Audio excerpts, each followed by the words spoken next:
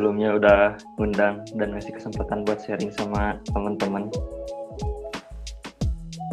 Nah, jadi waktu pas PKL tuh lebih kayak ke bikin draft, terus cari-cari referensi materi, terus ngumpulin juga informasi atau kebutuhan di laporan yang sesuai judul gitu. Buat angkatan 47 semuanya, jangan lupa buat bimbingan gitu, karena itu benar-benar ngebantu dan perlu sih. Walaupun misalnya pembimbingnya nggak nagih-nagih, kayak ngantep gitu loh, itu berarti tandanya kita sendiri yang harus inisiatif. Jangan sampai dikejar sama guru pembimbing, kalau bisa kita yang ngejar gitu. Jadi karena itu perlu banget gitu. Ya, setiap guru itu punya karakter ya dalam membimbingnya. Jadi kita tidak bisa menyamakan gimana tuh supaya tetap rileks gitu ya, terus ya bimbingannya lancar lah. Apa ya? Jadi pertama sih kenalin dulu karakter guru pembimbing kita gitu kan. Itu guru pembimbing kita kan yang emang udah pernah ngajarin kita karena jadi pasti tahu kan gitu kalian juga gimana karakter pembimbingnya. Jadi step pertama itu setelah kenalin karakter guru pembimbing, terus kita bikin catatan apa yang ingin ditanyain, sama bimbingan tuh ya itu jangan bawa tangan kosong gitu. Oke. Fauzan mau ngomongin aku? Enggak, Mi. Pembimbingnya saya. Oke, ya. Menurut aku penting banget sih buku panduan teh, karena kayak kerapihan dan lain-lain teh bersumber dari si buku panduan. Mungkin salah satu penilaian aku bisa jadi laporan dengan nilai terbesar juga dari penulisan, yang mana penulisan itu hasil baca dari buku panduan. Jadi sekarang udah banyak di YouTube kayak tips biar bisa bikin halaman cepat, bikin tabel cepat, sama daftar isi, daftar pustaka. Itu jangan malas buat research gitu.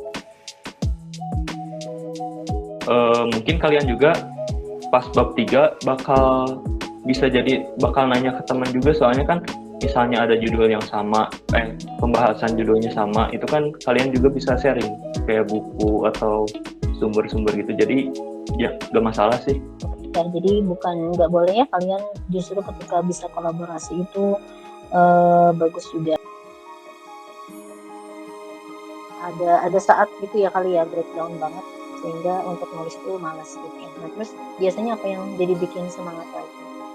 Ketika kakak udah mulai nggak ada semangat buat nulis laporan, terus kayak males, jadi langsung ingat gitu kayak oh ya ini tuh kewajiban aku gitu untuk mengerjakan ini. Kalau misalkan gak ngerjain ini kan nanti step selanjutnya itu tuh kehambat gitu, karena step yang laporan ini nggak aku laluin gitu. Cari suasana baru aja gitu, misalkan yang biasanya di rumah boleh kan ngerjain di sekolah juga, nanti ada waktunya, nah itu ngerjain juga. Terus kayak sama temen-temen juga walaupun beda judul kan, tapi mereka sama-sama ngerjain laporan. Kalau motivasi aku sendiri sih, karena aku itu paling gak bisa ngerjain sesuatu mepet deadline, jadi aku selalu ingin selesainya lebih awal gitu, jadi gak mau di nanti-nanti.